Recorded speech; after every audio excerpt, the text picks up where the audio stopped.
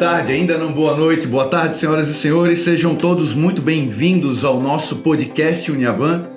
Mandar um abraço especial para todos os nossos técnicos administrativos, colaboradores, professores, coordenadores, ao meu presidente que aumente meu salário, a todas as pessoas envolvidas na nossa instituição, toda a comunidade Uniavan e aos nossos acadêmicos e acadêmicos, uma boa tarde. Você é sempre nosso convidado para participar do nosso podcast Uniavan. E comigo hoje estão pessoas aqui altamente revolucionárias, importantes e de competência inominável. Temos aqui hoje comigo o nosso presidente, porém, ocupando a cadeira com uma função mais humilde. Ocupando a cadeira de acadêmico de ciências aeronáuticas. Como estudante hoje, né? Como estudante pode fazer pergunta difícil para o coordenador, que esse é o momento exato. Temos também aqui o João Jorge, o nosso coordenador do curso de Ciências Aeronáuticas. Boa tarde, seja muito bem-vindo, João Jorge. Tudo bom, BL, tudo bom, Cláudio, Fernando, bem-vindo. Obrigado. E também temos aqui o nosso convidado especial da nossa tarde, indo para a nossa noite. Vamos voar adentro pelas nuvens, só que nós vamos ser, como é que é?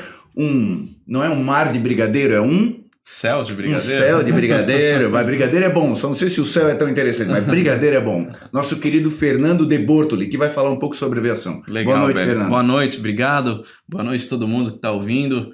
João Jorge e Piccoli também, prazer estar aqui. Valeu. Que bom. Então, voltando, né?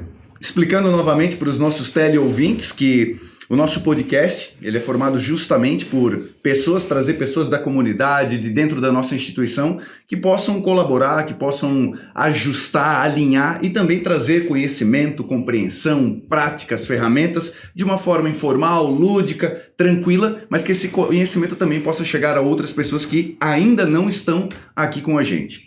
Bom, só deixa eu dar uma boa noite para todo mundo. Eu hoje vou falar menos aqui, porque o convidado aqui tem bastante assunto para a gente falar. Cumprimentar o meu coordenador do curso, Jorginho, o Fernando, que é um prazer em conhecê-lo, e o Belli não precisa de apresentação. Hoje o presidente não está aqui, então não vamos falar de aumento, Belli, eu estou como aluno. Ah, é verdade. Boa saída, gostei dessa. Não posso pedir aumento para um acadêmico. Eu quero falar para o Fernando, eu não tive ainda a oportunidade de falar com ele antes e tal, mas hoje eu sou aluno de Ciências da Aviação, até por inspiração do canal do YouTube do Fernando, do Aero, que para quem não conhece, vale muito a pena conhecer, porque ele fala assim, a história da aviação, dos aviões. Então, assim, é um programa bastante interessante e todo mundo teve um sonho na vida de ser piloto, eu acho.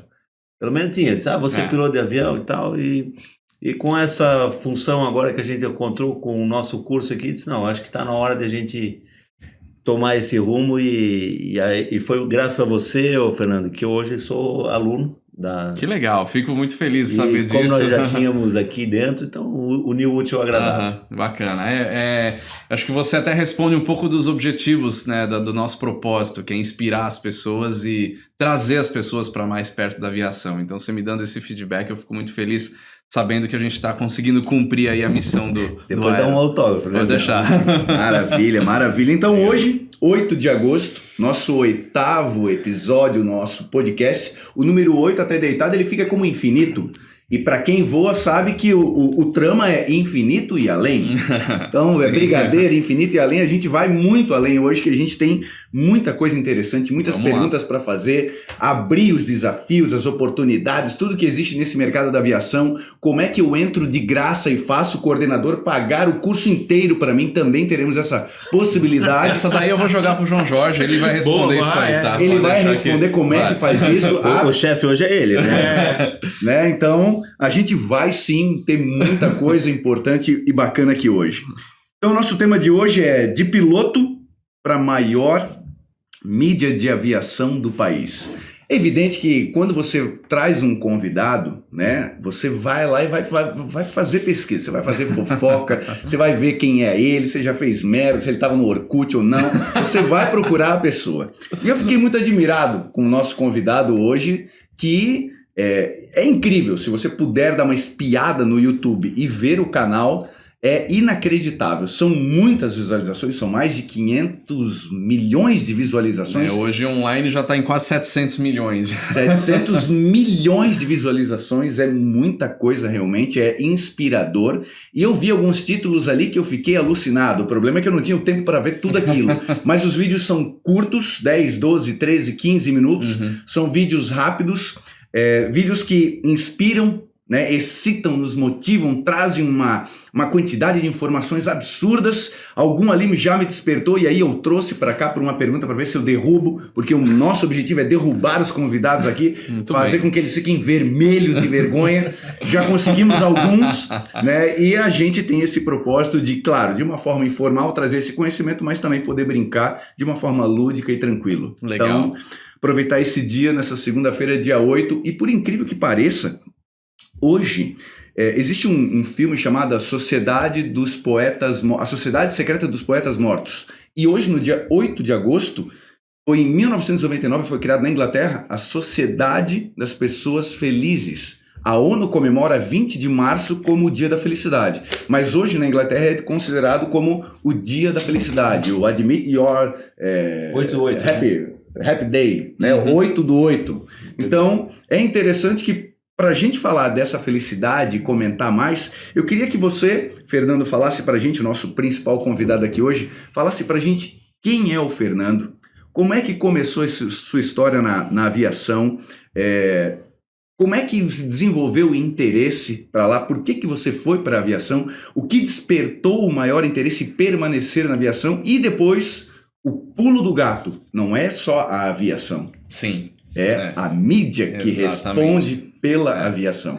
Eu acho que como todo mundo, né, que você falou, todo mundo um dia tem um sonho de ser piloto, né? Acho que principalmente quando criança vê um avião voando, chama atenção, não tem como.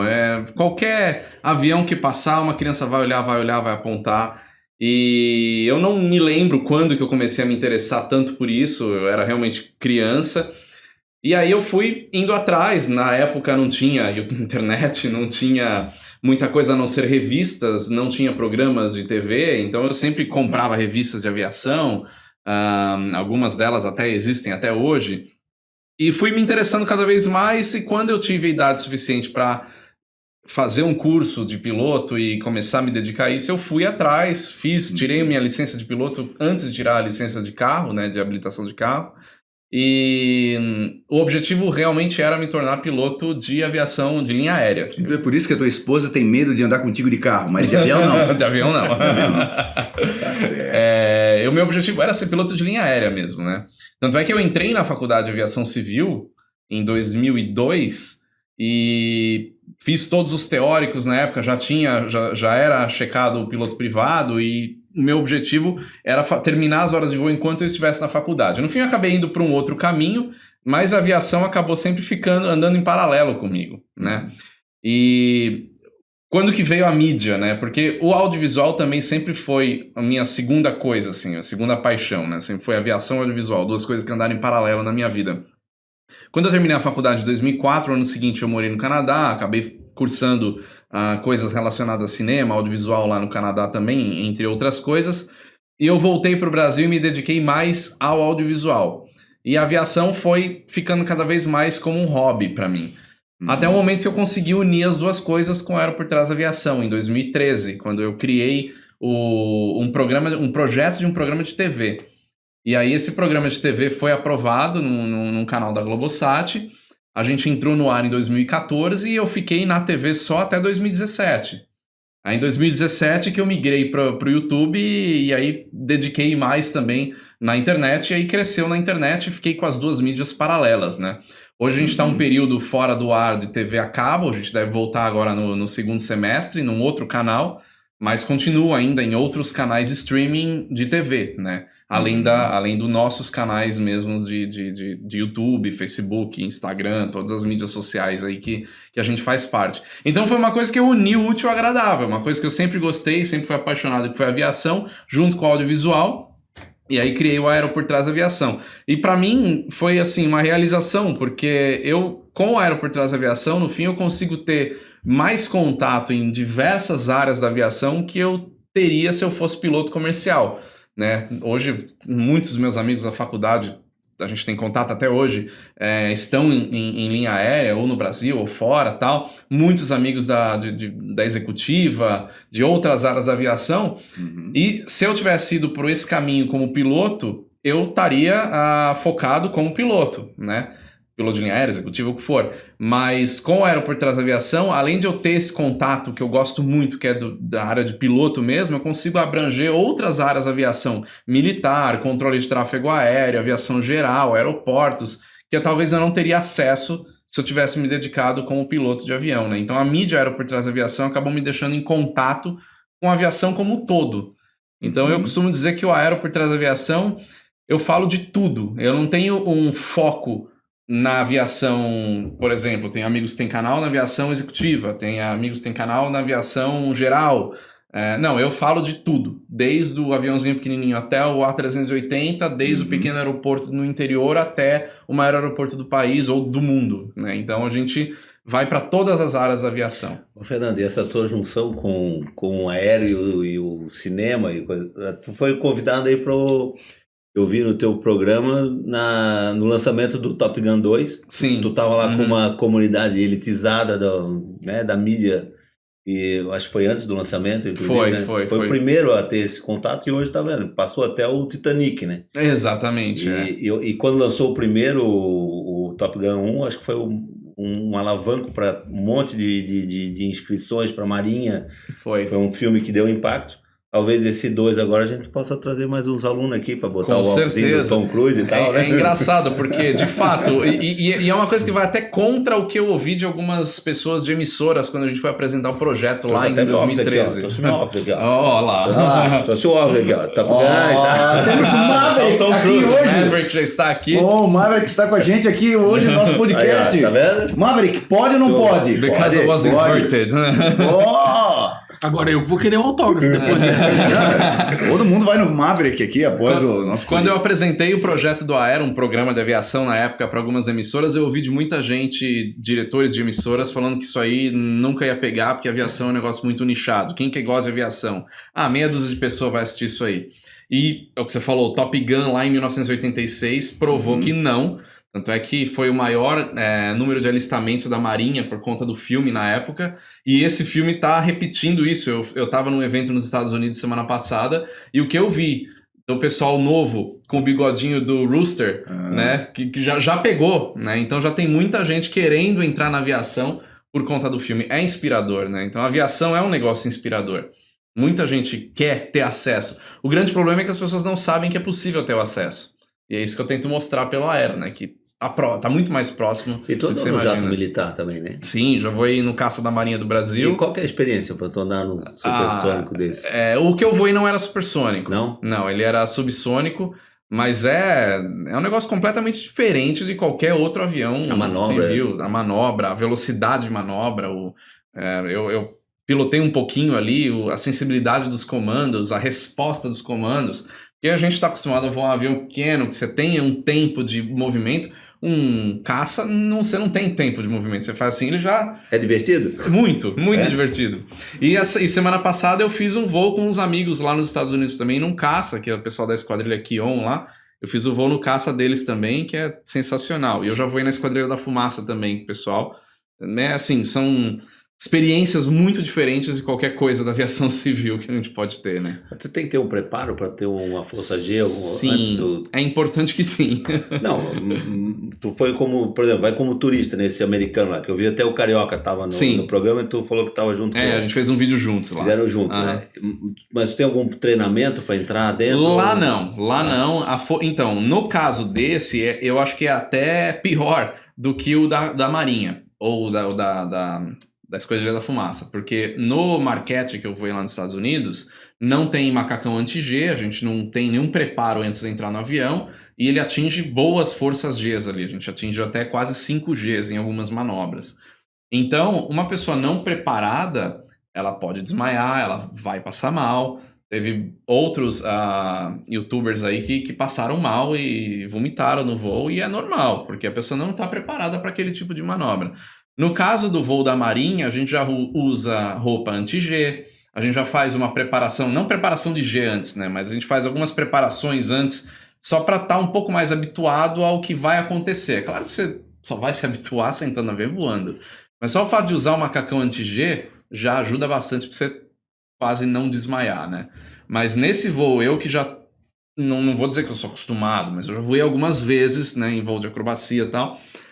Eu vi a visão de túnel algumas vezes ali, batendo quase 5G, né? Que é que a sua visão vai fechando. Se você não souber segurar, é o momento que apaga. Então você tem que ter alguma forma de como travar para o seu sangue não sair da cabeça, pra você não apagar ali, senão você vai apagar, é normal. É muita força G mesmo. Vendo de fora parece bem bacana. Eu costumo dizer o seguinte, eu quando voei na Esquadrilha da Fumaça, eu fiz os 2 treinamentos deles no mesmo voo, deu 1h15 de voo. Foi horrível. Muita força G. Muita força G por muito tempo. Né? E força G positiva e força G negativa. Não é um voo confortável. Não é um negócio que você fala, nossa, que legal, hoje eu vou voar como passageiro na Esquadrilha da Fumaça. Você vai sofrer, porque não é confortável. É legal pra gente que gosta de avião, gosta de voar e tal, mas, cara, uma pessoa que não tem nada a ver com isso vai sofrer por 1h15. Ela vai querer nunca ter entrado naquele avião. Não, e passageiro é passageiro, né? Passageiro é passageiro. Você tá ali pra acompanhar o que tá acontecendo, Exatamente, né? O negócio não tá na tua mão. Se você é piloto, eu já voei acrobacia como piloto. Cara, é diferente. Você sabe o que vai acontecer, você sabe qual... Tu te prepara, né? Você se prepara antes da manobra. segundos antes, mas tu tá preparado. Exatamente. Você sabe o quanto que você vai puxar de força ali. Você voando de saco, que é o que a gente chama, né? O passageiro ali, você vai ficar lá, tomando porrada durante o voo inteiro. Ainda que em todos os voos que eu fiz, né, de Força Aérea ou Marinha, o piloto sempre vai falando, agora eu vou fazer isso, agora eu vou fazer aquilo, se prepara. Mas mesmo assim, você não tá com o avião na sua mão. Então não é um voo agradável. É legal pela experiência. Pô, legal, voei na Esquadrilha da Fumaça, show. Mas você sai destruído do avião. Você precisa fazer algum exame técnico para identificar se você pode ter algum problema ou não no momento que você está lá? Sim, a gente faz alguns pequenos exames simples, nada muito, né, forte assim, mas a gente faz alguns exames médicos antes de entrar no avião, principalmente na Esquadrilha da Fumaça, por ser realmente um voo de acrobacia de alto nível, né? Uhum. Então você pega... O problema da Força G não é nem a exposição rápida dela, mas é a exposição de vai e volta, vai e volta, vai e volta por muito tempo. Então você se submeter a 4, 5, ou na Fumaça que eu cheguei a 6,5, mas foi menos pior porque eu tava com macacão anti-G, mas é rápido. Agora eu já fiz voos com amigos meus que são campeões de acrobacia e tal, que a gente fez voo justamente para mostrar o quanto que o corpo humano sofre num voo desse, de uma exposição de mais 3 por quase 1 minuto. É muito pior do que mais 6,5 por 10 segundos. Né? Ou ao contrário, você se submeter a menos 2 Gs por 5 segundos é mais tranquilo do que você submeter a menos 1 por quase 1 minuto. Então, o tempo de exposição à força G é o que estraga. O negativo também é ruim? O negativo é muito pior do que o positivo, porque o negativo você não tem o que fazer para segurar. É queda livre? Não, é você forçar uma queda livre, né? O positivo você sente o seu sangue indo pro pé e o negativo você sente tudo indo para sua cabeça. Então você com menos 1 G, parece que a sua cabeça vai explodir, os seus olhos vão saltar para fora. É muito ruim. Claro que quem está acostumado a isso, né, eu tenho amigos que são campeões de limitada da acrobacia, o cara pega menos 5G assim e o cara aguenta, porque a força G é uma coisa que você vai se preparando, que nem exercício físico, você vai aumentando a carga. Agora, você entrar num avião sem nunca ter feito nada e já pegar mais 6 e menos 3, você vai passar mal. Porque é esse lance de você vai e volta, positivo e negativo. É tipo montanha-russa, né, Belli? Tu sai de lá ruim, mas tu quer ir de novo, né? Exatamente. Você quer dar uma má impressão, né? Você quer ir de novo. Você quer ir de novo. E é o que acontece com o pessoal que faz isso, que é piloto de acrobacia. O cara ele vai aumentando a carga até um ponto de ele pegar mais 8, chegar a quase 9 Gs, que até o que mostra no filme do Top Gun, né? Os caras às vezes até estragam o airframe do avião, né? De tanta força G. O avião é projetado para aguentar acho que mais 6 ou mais 7, os caras chegam a 10. Pega o avião depois do voo, joga fora, que o avião não presta mais nada, mas é aquilo, é uma força muito intensa. E o cara, para chegar ali, um piloto, uma pessoa não treinada, mais 6 ela vai apagar. Ô, Fernando, um preparo de um piloto desse, por exemplo, da Red Bull Race, tem mais preparo do que um piloto de Fórmula 1? Eu não sei como é que é a preparação de um piloto de Fórmula 1, né, em detalhes, mas o piloto da Air Race com certeza é bem intenso, porque ele tem muita exposição de mais e menos G o tempo inteiro a baixa altura. E alta performance. Alta performance. Então, esses pilotos aí a gente já tá falando dos caras mais top que já tem anos, décadas de carreira aí para chegar nesse nível de exposição à força G e não perder o controle do avião, porque uma coisa é você tá como passageiro. Você apagou, beleza, daqui a pouco você acorda de novo. É fatal, né? Não tem... É fatal, você vai... Né? No caso de um caça com assento ejetável e tudo mais, você ainda tem aquela opção. No caso de um Red Bull Air Race ou a Renault Air Race também, que faz a mesma coisa, cara, você tá a 50 metros do chão. Qualquer bobeada ali, você vai pro chão. Não tem saída. Então esses caras é um nível de piloto, assim, muito fora da curva, sabe? Os caras são os mais tops do mundo, realmente. Dia eu chego lá, né? Não, se tem Top Gun, é essa turma aí. É essa turma aí. Isso aí é Top Gun de verdade, cara. Fernando, o que te levou à ideia de criar o site? Houve pessoas, coisas, empresas, o que te inspirou, o que te levou até lá e o que te manteve com uma estrutura focada para dizer, eu tenho muitos buracos e desafios para passar, mas eu vou chegar lá. Quem te inspirou ou quais foram os maiores desafios para tu permanecer até chegar aonde tu estás hoje? Olha, eu vou dizer que eu ainda não cheguei onde eu quero chegar, acho que a gente nunca chega onde quer, né? A gente sempre quando chega lá tem um novo objetivo e o negócio vai. Agora já tem outros projetos também que a gente quer integrar a mídia aeroportuária da aviação, né? Porque eu falo assim, eu só falo, você é um youtuber? Não, eu sou um criador de conteúdo, um produtor de conteúdo com mídia de aviação, que tá no YouTube, tá na TV, tá no Facebook, tá indo para outros lugares agora, né? Então a gente sempre vai criando novos objetivos. Mas criar o Aeroportuários da Aviação lá em 2013 veio primeiro por uma oportunidade da gente estar na TV, na época nem pensava em YouTube. Você pensar em empreender no YouTube em 2013 é bem diferente do que hoje. Apesar de 2013 já era melhor do que em 2010, quando eu tive uma ideia um dia de fazer um canal de alguma coisa. Mas não tinha nenhuma mídia audiovisual bacana de aviação em lugar nenhum. Não tinha um programa na TV, YouTube eu nem pensava nisso naquela época, então o foco era mais esse. E a gente teve uma oportunidade de colocar programas na TV. Então a gente criou alguns projetos e um deles foi sobre aviação. E foi o que a gente foi mais nesse caminho, né? Com o objetivo justamente de ter um programa sobre aviação na televisão.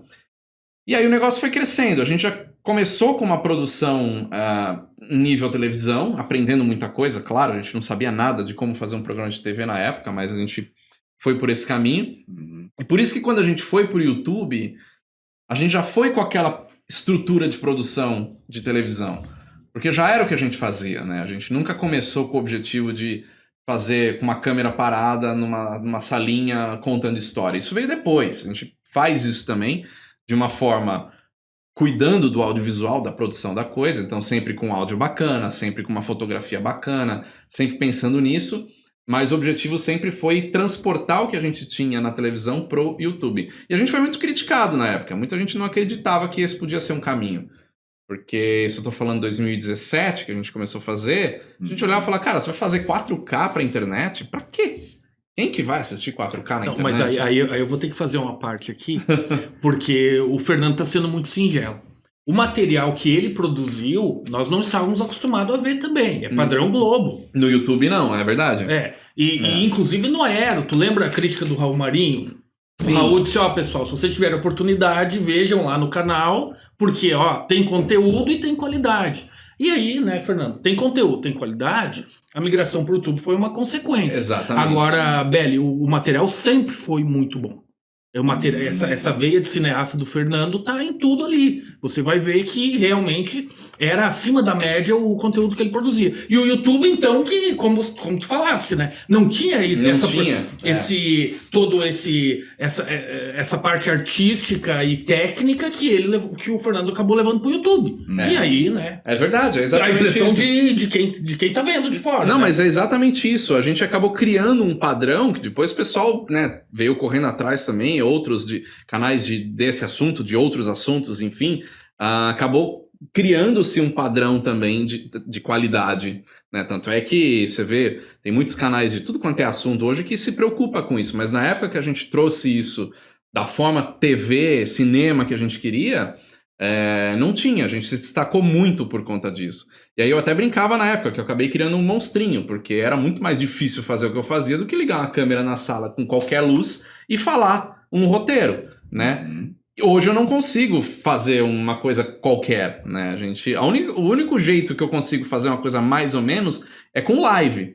E às vezes é uma forma que eu falo, cara, eu tenho que resolver um negócio rápido que eu não tenho tempo de edição.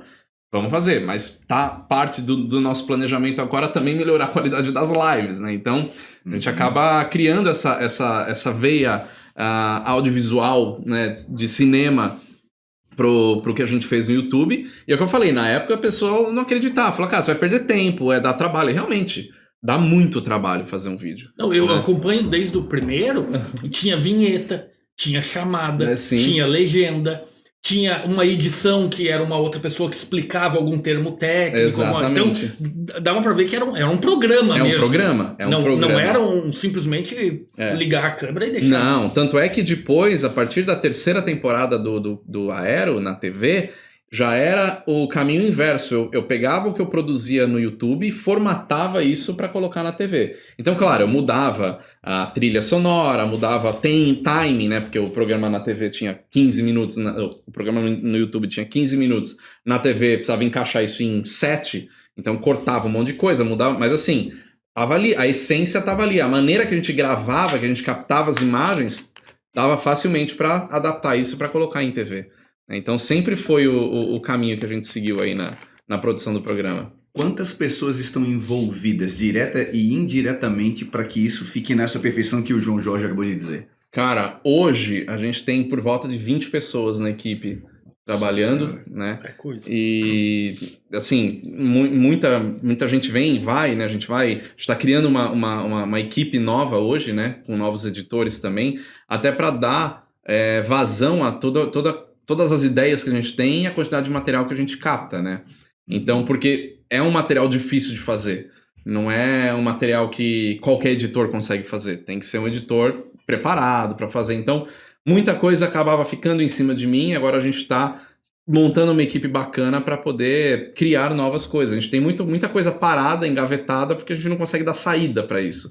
Mas agora a gente está conseguindo resolver. Uma coisa legal é a tua qualidade de imagem também, né, Fernando? Pô, a tua qualidade é muito top, né? A gente sempre quis gravar em 4K. Desde o dia 1 do canal, todos os vídeos são em 4K, com raras exceções. Sempre com câmera com boa qualidade. Tipo a nossa, assim, né? Mas essa câmera é boa. Então, e assim, cara, eu costumo dizer o seguinte, não adianta, equipamento não faz um bom material, né? O que faz um bom material são as pessoas envolvidas. Então, o cara pode ter uma câmera de cinema, uma ARRI, uma Red, o que for. Se o cara não souber dar o REC ali, vai ficar ruim. Então, a gente hoje, para você ter uma ideia, tem o vídeo do Beluga que a gente fez, que o Beluga veio pro Brasil semana passada. Eu vi. É o vídeo que tá com quase 1 milhão de views. Aquele vídeo que foi gravado quase inteiro com iPhone. O Beluga é fabricado onde? Na França. Na França? É da Airbus? É da Airbus. Ele é um avião... Ele é um A300 cortado e colocaram aquele cabeção em cima pra caber coisa. Tu fez aquele russo, né? O Antonov, né? O AN225. Agora deram uma... Pois é. Não tem jogaram mais, um rojão em cima. Infelizmente eu não tive o prazer de conhecê-lo de perto, né? Eu tava, inclusive, no começo desse ano, tá acabando a pandemia, agora a gente vai programar uma viagem para a Ucrânia e para a Rússia para ver o Antonov, para ir nos museus. Não deu tempo. Não, tu deu a informação, né, de que foi destruído, né? O Antonov. Sim. ele foi destruído e ainda é um mistério quem realmente destruiu, né? Se foi a Rússia ou se foi a própria Ucrânia. Isso eu acho que ninguém vai saber nunca. Da onde veio o míssil, né? Mas foi uma perda. É, né? foi uma perda. É totalmente destruído, né? Não tem... Fernando, conhecedor da aeronáutica, aviador, cineasta, vou chamar de youtuber, mas não com Pode sentido, chamar, não tem não com problema. sentido pejorativo. E agora gestor. Já te passou pela cabeça que com esse número de pessoas, a quantidade de organização de vários fatores que ali tem, liderança com as pessoas, comportamento delas, as metas, objetivos e todo o material que você falou que você tem, agora a gestão passa a ser também um fator importante dentro desse contexto? Sem dúvida. A gestão é o principal, na verdade. Que é uma coisa... Você pode repetir? Sem dúvida, a gestão é o principal. Acadêmicos de administração acabou de mandar uma indireta para nós. Gestão. Não, sem gestão você não faz nada. Porque a gente participou de umas mentorias há um tempo atrás, eu vi uma coisa muito legal que você deve até usar, se não usar, pode usar, porque acho que é ótimo. Você vai na casa da tua tia que cozinha pra caramba. A melhor cozinheira que você conhece é a tua tia. Você vai lá e tal, você fala, pô tia, você cozinha demais. Por que você não monta um restaurante? Aí você implanta aquela ideia na cabeça dela e fala, nossa, legal, eu cozinho pra caramba, vou montar um restaurante. Ela vai e monta o restaurante. Aí ela montou o restaurante, ela percebe que ela tem que ter o RH, ela tem que ter o financeiro, ela tem que ter o administrativo, ela tem que ter o marketing, tem que ter tudo. E a última coisa que ela faz no restaurante dela é cozinhar. Né? Então, quando você monta um negócio, seja um... Só tu perde ainda a primeira parte ainda. A parte burocrática para tu tirar todas as licenças. Ah, não, eu nem passei por isso. A pessoa já desistiu antes de abrir o negócio. Se eu ser empresário. E quando você monta qualquer negócio, seja como um canal no YouTube, que a mídia toda ela é um negócio, se você não tiver essa gestão, se a gente não aprender com isso, cara, você vai ser, não no sentido pejorativo da palavra, mas no sentido real da palavra, uma pessoa medíocre, um canal medíocre, uma empresa medíocre, no sentido de ser mediano, de ser para baixo do necessário, né? Mais um, né? Mais um, exatamente. Então, isso é uma coisa que eu tô aprendendo muito hoje, você delegar as coisas, gerir o negócio. Hoje, eu não tenho a mínima condição, apesar de eu ainda ter que fazer muita coisa, de sentar na ilha de edição e ter que editar vídeo, de falar com o parceiro, com o patrocinador, de estar em todos os lugares. Eu tenho uma equipe hoje lá trabalhando e essa equipe ela vai se aprimorando através dessa gestão de pessoas, principalmente. Acho que é o maior desafio que a gente tem, né, de a gente ter as pessoas certas trabalhando com a gente. E todo mundo com o mesmo objetivo. Se você fecha o olho, aponta para o norte, cada um aponta para um lado, você já tem um problema. Né? Então tem que estar todo mundo no mesmo caminho. E é uma coisa que eu sempre... que eu não dava valor das coisas básicas da administração, que você aprende na aula 1, de visão, valor, missão, né? Que a gente, quando está estudando, fala, isso daí não faz sentido. Cara, se você não tiver isso, você não tem nada. Eu conheci um empresário... um tempo atrás, que a gente foi fazer um vídeo do nosso canal de viagem lá em Campos do Jordão. O cara tem um puta de um negócio, um parque maravilhoso e tal. Tem já, acho que 30 anos o parque do cara. Aí o cara falou assim, eu comecei a crescer quando eu escrevi a missão da nossa empresa, entalhei numa placa e coloquei na entrada da empresa. Aí a vida da empresa mudou. Você fala, pô, realmente, gestão.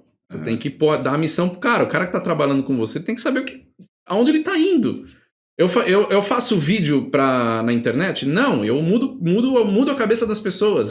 O meu objetivo é mudar a visão das pessoas em relação à aviação. Eu preciso bater de frente todo dia com o que a mídia tradicional fala em relação a avião, entendeu? Então, caiu um avião, meu Deus, aí já vem aquele, né, todo mundo vira especialista de aviação. E o que a gente produz ali é justamente para a pessoa entender de fato o que é a aviação, é aproximar. Então, se a pessoa que trabalha comigo não tem essa visão junto comigo, a gente está indo para o caminho errado. A nossa missão aqui da escola, né, da universidade, desde o começo, junto com o Mohamed, junto com a Teni, até mandar um abraço para o Mohamed, ele deve estar assistindo nós, está lá em Firenze, está lá em Firenze, lá comendo uma bisteca fiorentina lá, uma macarronada, um amarone. Mas a nossa missão é fazer daqui a melhor escola do sul do país. E está em todas as salas de aula, pode ver que está. E a gente tem esse foco. Nunca queremos for a maior universidade, para não competir com as grandes e tal, porque não é o nosso foco, mas ser a melhor. Não em quantidade, mas em qualidade. Sim. Então, o nosso trajeto, já conseguimos aqui no estado já ter uma referência boa. E o nosso objetivo é isso daí. Em pouco tempo, eu acho que nós vamos conseguir calgar para que a gente alcance. Mas você vê, você tem um foco. Um Se você não tiver esse foco e você não colocar toda a sua empresa para chegar lá, vai cada um correr para um lado e vai ficar todo mundo se batendo. E é uma coisa que eu tenho aprendido nos últimos tempos, justamente a gerir uma empresa, né? Hoje em dia está mais fácil, né, para a gente explicar o que é uma mídia no YouTube. Mas você pegar 5, 10 anos atrás, você fala, tem um canal no YouTube. Ah, legal, você faz o quê? O que você trabalha? Então, só brinca. Então, hoje já é um pouco mais fácil a gente, né, não ter que explicar tanta coisa. Mas é isso, é uma empresa. Então, a galera que quer entrar nessa área, que quer... É empresa. Se você não se dedicar como uma empresa mesmo... Aí realmente é legal. E o que você faz da vida, né? Mas os influencers, os youtubers hoje são uma profissão hoje rentável, entendeu? E de bom serviço, né? Porque tu entrega um produto interessante. Eu vou te falar bem a verdade. Faz muito tempo que eu não assisto TV. Eu chego em casa, assisto meu YouTube, eu faço a minha programação que eu quero. Tem uns programas ali de qualidade, os podcasts são interessantíssimos. Tem o teu programa que também é um assunto que agrada, e tu vai ter ali cada setor, a mulherada de maquiagem, outro tem um negócio de estética, então tu encontra ali o universo que tu tem de tudo. O que você quiser, você tem na internet, principalmente no YouTube, né, que é a maior rede de vídeos, né? O YouTube não é uma rede social, ele é uma plataforma de busca, ele é um Google com vídeos, né, que é do Google. Mas o que você quiser, você vai encontrar lá. Tem livro-aula ali também? Tu encontra tudo? Sim. Gastronomia. Estou fazendo gastronomia qualquer também. Coisa. Ó, meu professor. Eu queria colocar... Tá terminando. Eu queria, um tempo atrás, montar um motor a jato, né, para o canal. Acabou ainda não inviabilizando, por causa do tamanho do trampo que é para fazer isso. Mas você acha tutorial de como montar um motor a jato no YouTube. Incrível, né? Tem. É uma coisa que você nunca vai imaginar. Hoje o aluno chega dentro de uma sala de aula, ele já chega com o assunto pronto, aquilo que tem que ser preparado. Então, assim, a informação dentro de um equipamento desse aqui é gigante, né? É demais. As aulas nossas ali hoje, temos uma aula em AD, perfeito. Faz a prática lá para como liga o bichinho, tal. E as asas, tem a roda, tem tudo. É verdade. Assim, mas... A parte teórica toda e a simulação também. Tu consegue hoje ter dentro da informática, tu consegue sentir tanto, não só para aviação, mas para tudo, até para futebol, para skate, qualquer área. A gente está no nicho de aviação, então claro que eu consumo mais esse tipo de material, então é o que o YouTube mais me recomenda. Mas às vezes eu acho uns negócios e falo, cara, tem essa área aqui, né? Tem coisas assim, até que para quem não é da aviação, se surpreende de ver o nosso tamanho num assunto que aparentemente é nichado, né? Mas... E às vezes tu faz os vídeos de simulador, né? Faço. Vou pousar naquele aeroporto. No menor aeroporto do mundo com 747. Eu gosto de fazer essas brincadeiras. Chega na montanha, vai dar. Aí quebra tudo. Agora eu vou tentar de novo, peraí. É bom ter um pouco de brincadeira também. Chega no meio da montanha, viu o teu lá, pô, legal pra caramba. O primeiro tu deu no poste, entendeu? Eu tentei pousar o Antonov no Santos Dumont, varei a pista, fui parar no mar, né? Nossa senhora. Mas em minha defesa é porque o avião que eu peguei era ruim, era um avião que eu baixei da internet, ele era péssimo. Você baixava o flap e o avião subia, que nem um foguete, assim. Olha aí. Tá falando aquele aeroporto no meio da montanha que ele existe? O Lukla? Lá no Nepal existe. Meu Deus. É um avião, é a porta de entrada para os alpinistas lá da região que querem escalar o Monte Everest. É ali que eles chegam. Cara, mas não, é uma loucura. É impossível. É um aeroporto num lugar que não deveria ter um aeroporto ali. Mas, ô Fernando, eu vou puxar um assunto aqui que o Cláudio acho que não vai saber, mas tu vai te lembrar. Eu recebi do Sr. Tenir e do Mohamed a missão de colocar de pé o curso de aviação aqui, né? Uma missão muito honrosa que a gente tá conseguindo fazer. Eu lembro. E quem que eu chamei para conversar antes de começar o curso?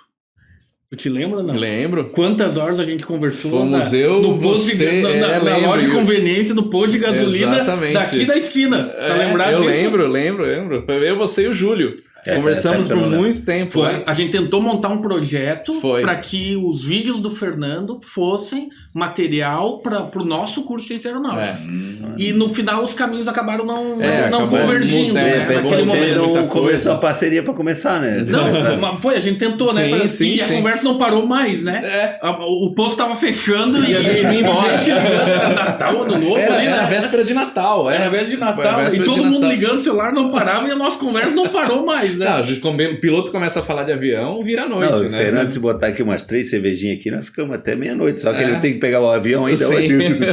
E aí o nosso curso hoje tá aqui, o Júlio tá lá em Bragança Coaxial, o Fernando tá com o canal e daqui a pouco a gente converge e acaba... Porque eu e o Júlio, a gente tá sempre fazendo coisa junto, né? A gente tá sempre gravando lá na Axial, é um cenário nosso lá. Nós temos a nossa missão, né? Como tu falou, às vezes não é a tecnologia, são as pessoas aí que fazem o curso, não são prédios, não são laboratórios. Exatamente. São o ser humano que faz. É isso mesmo. E a qualidade do Fernando, a do Jorge, que tem paixão pela aviação. Eu sou aluno, vou ficar aqui. O que depender da instituição para nós fazer o melhor curso da nossa missão de ser o melhor do sul do país, conta conosco aí da Uniavan que nós vamos... Mas o ponto de intersecção da aviação é esse, é a paixão. A paixão. Você não encontra gente frustrada trabalhando na aviação, né? Não, desde da pessoa que auxilia no embarque, que faz o pushback, todo cara mundo é tá lá por apaixonado paixão. pelo negócio, né, Fernando?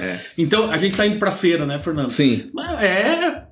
Agora lá em São Paulo, essa semana, é o êxtase de qualquer entusiasta da aviação. Ano que vem eu vou. Bora. João Jorge, por que eu devo fazer o curso de Ciências Aeronáuticas da Uniavan? Aproveitando então. Então vamos lá. Belly, não dá pra gente querer um país do futuro sem pensar numa educação do futuro. Hoje, para você se formar piloto, hoje você só precisa ter um ensino médio. Então, o que o curso de Ciências Aeronáuticas traz? Ele traz uma graduação para quem vai ter um título de bacharel, traz a graduação para quem não precisaria disso. Então eu te pergunto, qual piloto está mais bem preparado? Aquele que fez o ensino médio e tecnicamente está bem preparado? Ou aquele que se esforçou e fez uma faculdade dentro da sua área? Antes nós não tínhamos essa opção. Claro. Hoje a gente tem. Inclusive há projetos de lei tramitando para tornar a graduação na área da aviação obrigatória para o exercício da carreira de piloto. Então nós estamos hoje passando por uma transição. Nós vamos passar do nível médio para o ensino superior. Eu acredito muito nisso. Jorge, eu vou falar como aluno. Então, eu vou ter o título, vão ter o credenciamento pelo MEC, pela ANAC? Como é que hoje o nosso curso é diferencial desse curso médio? Não, você vai ter 2 habilitações. Tu pode optar aqui. Ou você vai concluir o teu curso como piloto de linha aérea ou como gestão da aviação civil. Você tem a parte de gestão, Belly, no nosso curso de aeronáutica. Entra também na parte porque tem gente que não quer ser piloto. Sim. Né? Adora, é apaixonado por aviação, mas quer trabalhar noutra seara. Que é a parte da aviação civil do negócio. Isso. Né? Então, o nosso curso não é nem obrigatório você fazer a ANAC, é algo paralelo, você faz concomitante, mas se você quiser. Mas você vai ser bacharel em Ciências Aeronáuticas, por quê? Porque eu tenho essa habilitação em gestão, que é a administração de toda essa logística aeronáutica. E é interessante o mercado já entender e passar por essa transição, né, para que você tenha uma habilitação, além de piloto, né, mas como gestor, você tem uma habilitação como você tem em outras profissões. Então você tem o CRM como médico, você tem o CREA como engenheiro, e você tem essa habilitação de aviação civil, ciências aeronáuticas, formado em aviação civil. Vou te dar um exemplo. É o brevet? Não, é outra coisa. Não, o brevet eu tô falando de piloto, tá. Beleza. Mas para você ser alguém formado mesmo para tomar decisões, para você assinar alguma coisa relacionada à aviação civil. Vou dar um exemplo do que acontece hoje. Para você assinar como professor de um curso de comissário, por exemplo, você quer ser professor de um curso de comissário, você tem que ter a formação ou como comissário ou como piloto comercial. Agora, se você for formado em aviação civil, ainda não. Então isso tem que inverter. Para você ser habilitado a gerir alguma coisa relacionada à aviação, para você assinar alguma coisa relacionada à aviação, você tem que ser formado em aviação. Isso. Esse é o lógico do negócio. Porque é o que você falou, o cara não precisa ser piloto de avião para o cara poder assinar um documento relacionado à aviação. Ô, Fernando, os controladores de voo, eles são militares? Tu estava falando ali no... Tem os dois. A maioria no Brasil são militares, mas tem civis também, né? Que fazem o curso com os militares, mas são controladores civis. O curso é feito dentro da escola militar? Eu não sei exatamente se é na escola militar. Eu sei que é um curso com a Força Aérea, né? O pessoal do DCEA e tal, que você se forma como controlador de voo. Então, no exemplo de São Paulo, que é o que eu conheço mais, Congonhas, os controladores são militares. Então, eles são da Força Aérea. Guarulhos não. Guarulhos são civis, mas subordinados à Força Aérea. Por quê? Porque o espaço aéreo brasileiro é subordinado à Força Aérea, ao DCEA. Você tirou alguma coisa do chão, você já está subordinado ao DCEA. Então, você passa por um órgão militar. Por isso que tem esse controle. Isso eu estou falando de torres, né? No caso de controle de aproximação, que já são onde os caras estão lá nas salas fechadas com radares e tal, aí é só militar, aí não tem civil. Só as torres dos aeroportos que tem torres que são operadas por civis também. Caso contrário, é só militar. É que hoje nós estamos com a visita do MEC aqui, de nutrição. E uma das professoras, ela se formou em aviação, e eu falei que eu estava fazendo escola de aviação e tal. E ela falou assim, ó, que ela se formou lá em 78 e 82 ela fez escola, só que os cursos de aviação eram feitos só dentro de escola militar, não era, naquela época lá não era feito, também não sabia. Hoje, tu vê, nós temos hoje uma escola aqui, né, civil, dentro da Uniavan, e uma coisa que a gente estava falando, que era de hora de voo. Uhum. Para eu me formar com curso de graduação, eu preciso da metade das horas que eu teria como piloto comercial? Isso é... Não, porque a ANAC não tem nada a ver com o MEC, né? Quantas horas precisa hoje para ser um comercial? Piloto comercial, você tem que ter 150 horas de voo. 150 mínimo. horas? Mínimo. Para voar esse 747? Assim? Não. Para você ter a licença de piloto comercial, para você poder trabalhar, ser remunerado como piloto. Como piloto. Você primeiro tem o curso de piloto privado. Piloto privado, muita gente confunde esse termo, né? O piloto privado não é porque você vai voar na aviação privada para alguém. É que você só pode voar sem ser remunerado. Você é um piloto para si mesmo. Ninguém pode contratar para você ser piloto. Aí você se forma, você tira a licença com 40 horas. Depois você tem mais 110 horas para somar 150 horas para tirar piloto comercial. Nesse meio do caminho você tem as habilitações. Então você tem as licenças piloto privado, piloto comercial e piloto de linha aérea, que aí já é por volta das 1000 horas de voo aí para ir para ser comandante de linha aérea. Não necessariamente para você entrar na linha aérea como copiloto, você tem que ter o piloto de linha aérea. Você pode fazer isso na sua carreira. Mas enfim, essas são as licenças. As habilitações são as suas especializações, vamos chamar assim. Quando você começa com um piloto privado, você tem que voar com um avião com um motor, né? Se não é planador. Você pode fazer até antes. Aí, para você voar um avião com um motor, você tem que tirar a sua habilitação de monomotor. Para você voar um avião com mais de um motor, você tem que tirar uma habilitação de multimotor. Para você voar instrumento, você tem que tirar uma habilitação de voo por instrumento. Tudo isso você normalmente faz em paralelo quando você vai fazendo a sua licença de piloto comercial.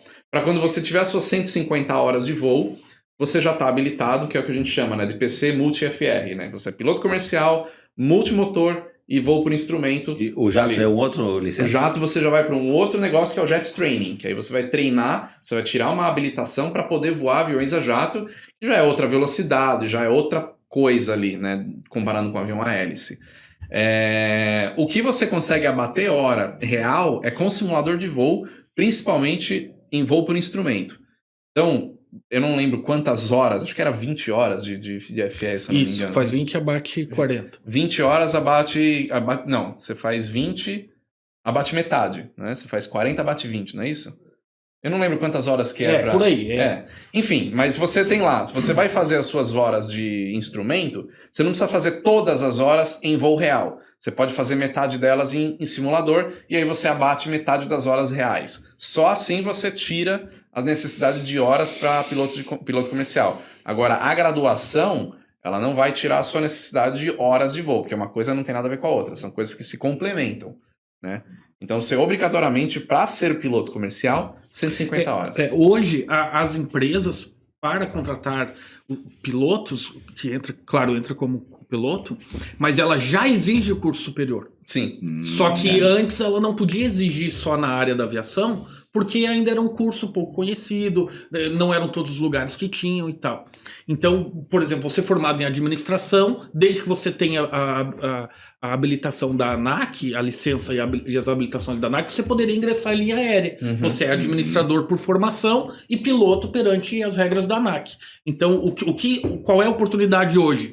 É você cumprir todos os requisitos da ANAC para ser um piloto, esse pacote de privado e comercial que o Fernando falou. Além disso, você tem uma graduação na tua área. Sim. E isso a companhia vai olhar com bem melhores olhos do que se for um outro curso, sem demérito para nenhum curso. Mas claro, você está tecnicamente se dedicando para aquilo lá. Com certeza, já é um diferencial na hora da contratação. Então você vai para a seleção da companhia, você e outro cara, vocês têm a mesma quantidade de horas de voo, é igual. Você tem a graduação de ciências aeronáuticas e o cara não, a chance de você entrar é quase que 100% em relação ao outro cara. Porque você tá, como o Jorge falou, você tá graduado para aquela área. Que era um problema que a gente tinha, que felizmente tem mudado muito nos últimos anos, dentro da ANAC, né? Porque como a ANAC tem muito concurso público e não tinha uma formação de aviação civil tão divulgada, né, tão difundida como é hoje, entrava muita gente de concurso de áreas completamente alheias à aviação. Zootecnista, agrônomo, veterinário. E iam fiscalizar os pilotos, né? E aí esse cara, ele caía no aeroporto ali para fiscalizar avião com uma ficha, um monte de informação que o cara não faz ideia do que é, porque o cara caiu ali. Então isso era um problema muito grande na ANAC, que felizmente com as novas gestões aí tem mudado muito e estão colocando aviadores no negócio. Então hoje a ANAC já está bem diferente. Jorge, esse foi o projeto lá no início, né, que tu já estava fazendo, de já fazer essa união, né, para concentrar já a qualidade técnica do piloto, né? Exatamente. Só que a gente percebeu que há muitas pessoas que realmente são entusiastas da aviação, mas não querem ser pilotos, por qualquer razão. E não medo de voar, nada disso. Realmente porque gostam. Bem, a gente tem até empresa aérea de simulador, Belli. Existem, né, Fernando? É um outro mundo, é tipo um metaverso. A aviação já tá no metaverso há muito 30 tempo. anos já no metaverso. É uma empresa aérea com controlador de voo em tempo real. Você tá no simulador, você tem que pedir autorização para acionar motor, para passar plano de voo. E já tem o tracker, o rastreador lá de avião virtual também. Virtual. Você pode já tem a portas em automático? E você não é... Fechou, acabou a linha. Não é você pegar o agora. Airbus e eu vou declarar. Não, você tem que fazer o curso da companhia aérea virtual para você ir galgando posições. É o metaverso. É o metaverso da aviação, lá. que já existe há muito tempo já. Aí você vira piloto. Agora... Aí você é piloto formado no simulador de uma companhia aérea viajando voo transatlântico. E vamos ter uma novidade do metaverso, tá? Calma, deixa pra frente. Olha aí. E esse negócio do simulador é tão maluco, cara, é tão real, né? Os aviões que vêm nos simuladores atuais, eles já são muito reais, né? Já tem praticamente todos os botões funcionando. Mas tem empresas que fazem o avião 100% real. E se você não tiver o manual ou conhecimento, você não liga o avião. É assim. E é tão maluco isso que o negócio é tão real que você pega a molecada aí que tá louca pra ser piloto, que era o meu caso, né? Com 14 anos. Meu Deus, quando que eu vou fazer 16 para eu poder fazer o curso teórico? E o pessoal se joga no simulador de voo e quando a gente faz evento, encontra com essa galera que é seguidora, tudo, o cara começa a falar dos aviões de um jeito e fala, cara, esse moleque é comandante já de linha aérea, o moleque tem 14 anos e ele já manja mais. E é engraçado que às vezes você vai falar com o comandante de linha aérea, o cara fica assim, meu Deus, da onde veio isso aí? Ô, Fernando, e aquele cara que pousou lá no Rio... Lá no Rio Nova Hudson, York, sim. O Sully. Depois, quando fazer o laudo lá, entraram não sei quantas vezes no simulador. E aí viram que a resposta do ser humano dele foi muito rápida, né, para tomar aquela decisão, porque ele tivesse, na verdade é o seguinte, o computador pode ter uma resposta mais rápida do que a dele, mas em 8 segundos ele não chegava no aeroporto. Exatamente. Ele teve ali pouco mais de 30 segundos para tomar uma decisão. E quando o objetivo maior, até no filme Sully isso é muito bem retratado, o objetivo ali era o seguro jogar na conta do piloto para se isentar ali de pagar a conta, né? No final das contas foi isso. Eles tentaram a todo custo jogar aqui pousar no Rio não era a opção, ele tinha como voltar ou para o aeroporto de origem, que era o LaGuardia, ou para o Teterboro, que era o aeroporto do lado ali do outro lado do Rio, e não precisava pousar no Rio. Só que não leva em consideração justamente esse tempo de você se situar. E aí? Do que está acontecendo. Parou, caiu os 2 motores, bando de ganso, até você pensar, já foi 30 segundos. E esses 30 segundos num avião sem motor em cima de Nova York é primordial para você não derrubar o avião em cima de Manhattan. Só parece, né? Entendeu? E foi exatamente o que aconteceu. Então eu até gosto muito de uma frase, né, que eles usam no filme. O Tom Hanks, ele tá sensacional nesse filme. Só um parênteses, né? Se você for num avião e o Tom Hanks estiver pra embarcar, não embarca, tá? Ele é meio azarado, né? Exato. O Mick Jagger da aviação. Exatamente. Apollo 13, Terminal, Sully, o Náufrago. O Náufrago, não vai, tá? Então, mas enfim, eles estão lá no julgamento e tal, e depois que falaram um monte de vezes, mostraram no simulador, ele só para assim... A gente pode começar a falar sério agora? Vocês já brincaram aí? Deixa eu falar sério agora. É que, cara, você faz 17 tentativas para fazer o pouso no simulador de voo e na 17ª você acerta, o cara só tem uma, com 150 pessoas a bordo em cima de Nova York. Então não tem tempo do cara ficar... não. E salvou todo mundo, né? E salvou todo mundo. Uma pessoa que teve, acho que uma fratura um pouco mais grave e tal, mas salvou todo mundo. Foi a maior decisão. Aproveitando aqui, Fernando, já aconteceu alguma coisa em você estar voando e o avião onde você estava apresentar uma pane? Como você se sentiu, aproveitando já esse gancho, como você se sentiu? Já passou por isso?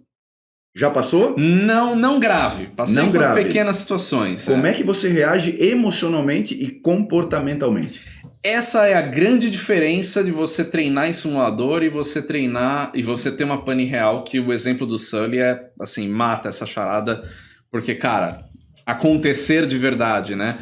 Os pilotos, eles fazem treinamento em simulador periodicamente. O simulador de voo não é para ensinar o cara a voar, o simulador de voo é para deixar aquilo na cabeça dele para ele agir da forma mais automática possível todos os procedimentos do manual. Né? Obrigatório. Os pilotos comerciais, no mínimo semestral.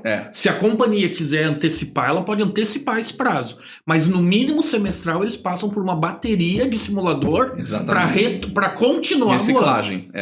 É isso aí, porque a decisão humana é muito pouca, então. Não, ele tem a decisão, mas ele precisa ter todo o procedimento, a proficiência na cabeça. Porque você entra na cabine de um avião, quem não conhece, fala, cara, o que tá onde? O piloto, ele tá treinando aquilo incansavelmente. Então você passar por uma situação real é a diferença. Porque você passa por pane em simulador direto, fogo no motor, um monte de coisa. Só que aí vem o fator humano, né?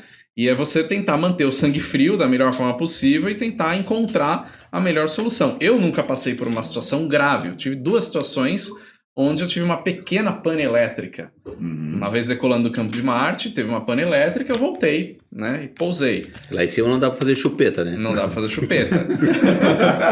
Mas uma pane elétrica num avião totalmente mecânico, né, que você tem voo visual, você não tá fazendo voo IFR com um monte de painel, de tela funcionando... Tranquilo, deu uma pane elétrica, o motor tá funcionando, beleza, uma pane elétrica, você pega e volta. Né? Mas pane de motor, essas coisas eu nunca tive. Mas cara, eu costumo dizer o seguinte, o piloto, ele só vai saber a reação dele quando ele tiver. Por mais treinado, por mais proficiente que o cara seja, por mais top que o cara seja, por isso que eu não gosto de falar de acidente no sentido do ponto de vista do piloto, porque, o piloto poderia ter feito isso. Você tava lá? Você viveu a situação? Porque aí, cara, quando dá um acidente, a quantidade de especialistas da internet vem assim, não, o piloto poderia ter feito isso, porque ele poderia ter feito aquilo, porque ele não deveria ter feito... Cara, o cara que tava lá vai saber. Parte do pressuposto que todo brasileiro é um técnico de futebol. Exatamente, E a situação não vai ser diferente na situação aviação. de pânico e crise ali também não é fácil também a pressão. Exatamente. O voo 447 da Air France que caiu no Atlântico, entre Rio de Janeiro e Paris, foi um problema de CRM, problema de gestão de cabine. Né? Mas o piloto poderia ter feito isso? Sim, poderia, mas não era você que estava lá para gerir a situação. Então é muito difícil você julgar o cara que está lá vivendo aquela situação. Né? Os acidentes que tiveram do 737 MAX, ambos os acidentes foram um problema de software? Foram. Se tivesse o treinamento adequado daquele piloto para ele desligar o negócio, poderia ter evitado? Poderia, mas os ICs não resolvem o problema. né? Naquele momento você está decolando um avião com 180 passageiros atrás, de repente, 1 minuto e meio depois da decolagem o avião começa a embicar para baixo, você tenta puxar o manche, o troço não vem de jeito nenhum, porque não tem força física humana que faz aquilo. O que você vai fazer? Né? Então é difícil você julgar um cara que passou por uma situação, seja de um acidente fatal, infelizmente, ou seja de um acidente que o cara conseguiu sobreviver. Mesmo o cara que passa por uma situação de um acidente que ele sobreviveu, ele vai olhar depois e falar, nossa, eu poderia ter feito isso. Sim, você sentado no conforto da sua casa, olhando a TV, vendo a notícia e falar, ele poderia ter feito isso. Tá bom, beleza, vai lá. Você tá com o controle, não com o manche. Exatamente, com a sua vida ali. Né, em segundos para tomar a decisão. Exato. Por isso que a situação do Sully, ela explica muito, depois que ficou claro isso, e a Airbus até mudou a sequência do manual por conta do que o Sully fez. O grande lance lá foi, ele fez um procedimento numa sequência invertida do que dizia o manual. Então ele não seguiu o manual, ele está errado. Mas cara, de novo, você está em cima de Nova York com 150 pessoas num avião cheio de combustível. O que você vai fazer? Você vai tentar fazer o melhor possível que dá naquela hora, entendeu? E a legislação, ela concede ao comandante todas as prerrogativas de tomar a melhor decisão contra manual, contra regras de tráfego, desde que seja pela segurança do voo e dos passageiros. Exatamente. Opa. Eu tenho um amigo meu que deu uma pane aqui, vindo de Indaial, lá da terra da tua mulher lá, pousou na 470, pertinho do Quero-Quero. Deu na RBS, o Jaime Leite. Cara, pousou sem... Eu acho que entupiu o cano do combustível. Sim. E aí ele deu uma pane seca, bicho, e desceu na 470. Coisa de filme. Isso aconteceu até muito recentemente nos Estados Unidos. Um cara também estava voando em cima de uma mata fechada ali, o combustível não foi, teve uma obstrução ali, o cara pousou no meio da estrada. Até aquele vídeo que tu fez com a tua avó, eu me lembrei só. Daqui a pouco me lembrei do Jaime, quando veio aquele voo de ilhota, da Indaial de Ascurra. Fernando, a gente tá aqui a quase 5 minutos do nosso fim. Eu só tenho uma pergunta para fazer pro Fernando. Manda lá, pra gente ir pro nosso Fernando, terceiro bloco. Tu que tens aí um contato com a mídia, né, internacional e os caras de opinião de voo, de aviação, me fala o que o Santos Dumont foi o pai da aviação ou não foi? Aí, Tens tempo? Resumindo. Que horas são? É os irmãos Wright. Porque, nós somos aqui, né? Torcendo aqui por nosso Brazuca aqui, né? Aprendemos a vida inteira que o Santos Dumont foi o pai da aviação, subiu, deu a volta na Torre Eiffel e tal. A opinião é assim, naquela condição que foi feita com testemunha mais pesado que o ar decolando por meios próprios, o Santos Dumont tem o registro que ele foi o primeiro a fazer aquilo, né? Mas os irmãos Wright, além de 1903, também tem um voo que eles fizeram manobrando o avião em 1905. Mas muitos documentos indicam que esse tal voo de 1905 é de 1908 e não 1905. Se você pegar a história dos irmãos Wright, eles eram conhecidos na época do início do século XX como os irmãos charlatões. Porque eles estavam tão preocupados em ter uma patente para vender para o governo dos Estados Unidos para ficarem ricos, que eles não mostravam nada que eles faziam. Inclusive o tal suposto primeiro voo, que existe uma foto do flyer a uma altura mais ou menos assim do chão.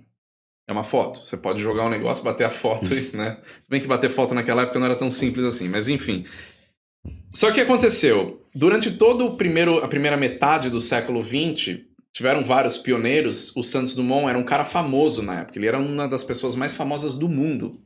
Amigo do Cartier. Amigo do Cartier, que até fez o relógio para ele. Que o Santos Dumont inventou o relógio de pulso. Não, ele só adaptou aquilo para o homem, porque era um artigo feminino. Ele trouxe para o masculino para ele poder ter mais facilidade de somar, de ver o tempo. Porque ele perdeu um campeonato de dirigível em Paris por conta dessa... Peraí, cadê o... perdeu o tempo. Então aqui era mais fácil. Aí o Cartier fez... Tem toda essa história aí. Mas ele era uma pessoa muito importante, assim como muitos outros pioneiros da aviação na França. Enquanto isso, os irmãos Wright, eles queriam ficar no sigilo ali, não divulgava nada, fazia as coisas, não mostrava para ninguém e tal, e foram fazendo deles, cada um foi fazendo o seu. O Santos Dumont, inclusive, num determinado momento da história, quis conhecer o projeto dos irmãos Wright, que não rolou ali um encontro. Quando os Estados Unidos ganharam a Segunda Guerra Mundial, lá em 1948, né, 3 anos depois do fim da guerra, eles precisavam de um herói pioneiro americano, além de todos os outros que eles já tinham, e eles resgataram, no final dos anos 40, essa história dos irmãos Wright com muita força. Então, se você vê toda a história de irmãos Wright, elas estão a partir de 1948. Antes, eles eram mais uns pioneiros lá do passado. Você imagina que 45 anos depois, o primeiro voo foi em dezembro de 1903, 45 anos depois você tentar reescrever uma história que foi meio mal contada naquela época, se foi em 1905, se foi em 1908, é a mesma coisa você pegar hoje, o que aconteceu em 1970, 1980? Foi em 1980? Foi em 1982? Né? Sem os registros que a gente tem hoje. Então rolou muito isso. Mas em paralelo a isso, não foi nem os irmãos Wright, nem os Santos Dumont que fizeram um primeiro voo do mais pesado que o ar. No século XIX já tinham modelos não tripulados voando. Claro que tripulados aí entra a história do Santos Dumont, tal. O Santos Dumont, diferente dos irmãos Wright, ele não tinha o objetivo de ficar rico, porque ele já era. O cara já era muito rico. Então ele tinha o objetivo de fazer essas máquinas voadoras lá na França para tornar a aviação algo acessível, para ganhar os campeonatos, para fomentar. É que ele fez o Demoiselle em 1907. O objetivo do Demoiselle era ser um avião... Que é o chassi, a carenagem do avião, né? Porque onde ele está sentado, não está na asa, não está atrás. Que já se parece mais com um avião atualmente, né? Que é um desenho básico de todos os outros aviões. O objetivo do Demoiselle que ele tinha era cada pessoa ter um avião como tinham veículos motorizados para andar na rua. Que a patente estava aberta para todo mundo, né? Era um kit. Foi o primeiro kit para você comprar o projeto e fazer em casa. O objetivo era esse. Então o Santos Dumont ele era completamente o oposto dos irmãos Wright. E aí ele fez o 14 bis, que ele chama 14 bis porque ele era o acoplado ao balão número 14, né? Ele usava o balão número 14 para testar o 14 bis em voo. Então antes dele voar saindo do chão por meios próprios, ele já tinha voado. Ele soltava do avião para treinar, para fazer voos aerodinâmicos, para treinar aerodinâmica. Tinha loucura, né? Simulador. Muitos morreram nessa Simulador época. Na prática. Então o objetivo dele era justamente esse. E aí, quando ele entrou nesse campeonato pro mais pesado que o ar, que até então tinha muitos campeonatos mais leve que o ar, dirigível, tal, da volta na Torre Eiffel, né? Ele entrou e ele ganhou esse campeonato com o 14 bis. Mas o avião 14 bis era uma porcaria de um avião. Tanto é que o próprio Santos Dumont, no final de 1906, em novembro, ele jogou no lixo, porque ele fez mais uns voos lá, quebrou tudo, jogou fora, tinha feito e partiu para outro projeto. Tem uma réplica, né? Tem, que voa, inclusive. Tu viu esse Eu fiz um vídeo com ele. Tu fez, né? Sim. Voasse com ele, não? Não por causa do vento, porque o avião é tão ruim. Isso o próprio Santos Dumont falava. O avião é tão ruim que, cara, se você tiver um vento de 0,5 km por hora, você vai dar uma deriva e vai quebrar ele em algum canto. Então, esse voo do Santos Dumont foi o primeiro realmente registrado na frente de uma multidão que decolou por meios próprios e voou sozinho. Os irmãos Wright foram aprimorando também, só que muita coisa que os irmãos Wright fizeram, como manobrabilidade, os ailerons nos aviões e tal, isso até hoje foi usado, né? Então eles têm, claro, uma grande participação no pioneirismo da aviação. Agora, quem voou primeiro, aí realmente depende muito de como que você tá falando. Contando a história, né? Exatamente. Isso que eu falo, você tem tempo, porque a história vai longe. Só que a nossa opinião, história é curta. Opinião, qual que tu acha que é? O Santos Dumont, né? Tem que valorizar o nosso. Se fosse americano, você ia pegar uma porrada aqui. Mesmo porque você vai no museu... Se Deus é brasileiro, quem inventou o avião é brasileiro. Claro. Você vai no museu nos Estados Unidos, você entra na parte de pioneiros, tem lá o flyer do tamanho original e tal. Você procura, cadê o 14 bis? Aí você vai ver numa caixinha, num fundo ali, um 14 bis em maquete. Ali, é o pioneiro da aviação ali, né? Então a gente tem que valorizar o nosso, né? Tem. Apesar dele ter feito isso na França e não no Brasil. Chegando e encerrando, eu sei que tá bom, eu sei que tá gostoso, o papo ia mais, mas a gente precisa finalizar, nosso tempo está acabando, a conversa foi muito boa, interessante, de profundidade, com perguntas. O nosso acadêmico hoje fez tantas perguntas que eu não sabia que a gente poderia chegar aqui. Mas agora a gente vem para o papo, né? bater um papo. Agora a gente vem para o nosso momento, o terceiro e o grande final momento, o momento PISC. Tá. Significa PISC. São perguntas inteligentes ou ignorantes no senso comum. E aí eu faço a pergunta para você e você precisa responder. Tá bom. No seu ver pode ser inteligente, ao seu ver pode ser não tão inteligente. Iron Maiden é uma banda, Sim. né? Do nosso metal, dos ingleses, etc. Bruce Dickinson é um bom piloto de avião ou ele é melhor cantando? Olha, eu não sou seguidor do Iron Maiden, né? Então, meu irmão é fã do Iron Maiden. Mas ele é um excelente piloto de avião. Ele é um excelente cara, piloto. ele é um cara diferenciado, assim. 2 Minutes to Midnight ou Oasis High? Voar é a segunda maior emoção do mundo conhecida pelo homem. Pousar é a primeira? Sim, depende. Eu não sei se você tá saltando de paraquedas, né? Ah. Eu tenho um amigo que fala que você saltar de um avião que tá bom não é uma coisa normal. Por que o campo de Marte não fica em Marte? Olha, boa pergunta. Essa eu não vou saber te responder. Estamos derrubando nosso convidado. Bom piloto é aquele que não tem grandes aventuras aeronáuticas para contar? Depende. Tem excelentes pilotos que voam Air Race, que fazem acrobacia com F-18. Tá certo. Top Gun, né? Top Gun. Aqui o nosso Maverick. Nosso Maverick. Ele pode Não, falar da experiência. Bota aí, presidente. Bota aí que é o grande finale. O bom piloto não é o que sai de uma situação de emergência. Aí, nosso Maverick. Tá vendo? Maverick, responde essa, Maverick. Tem que tirar o óculos. O bom piloto não é aquele que sai de uma situação de emergência, mas sim o que não entra numa. Pois é que nem o bom pouso, né? O bom pouso é aquele que o piloto não quebra o avião. E o excelente é o cara que sai andando, né? Depois do pouso. Né? Quanto mais alta a altura de um voo, mais longe do perigo você fica? Depende, não necessariamente. Mas normalmente sim, você tá com mais tempo de resposta. Mais tempo de resposta. Para muita gente, o céu é o limite. Para quem é da aviação, o céu é o lar? Diríamos que sim. Tenho muitos amigos que batem foto da. Porque o avião do foi cockpit. feito para voar, né? O avião foi feito para voar. O cara bate foto do cockpit e fala: foto do meu escritório hoje, né? Para subir, puxa o manche. Para cair, puxa mais forte? Tem uma outra que é melhor, que fala... Você tem um movimento de puxar o manche, que é cabrar o manche, e empurrar o manche, que é picar o manche. Então, para o pessoal, os alunos de aviação não esquecerem, você fala, puxa a cabra, empurra a pica. Entendeu?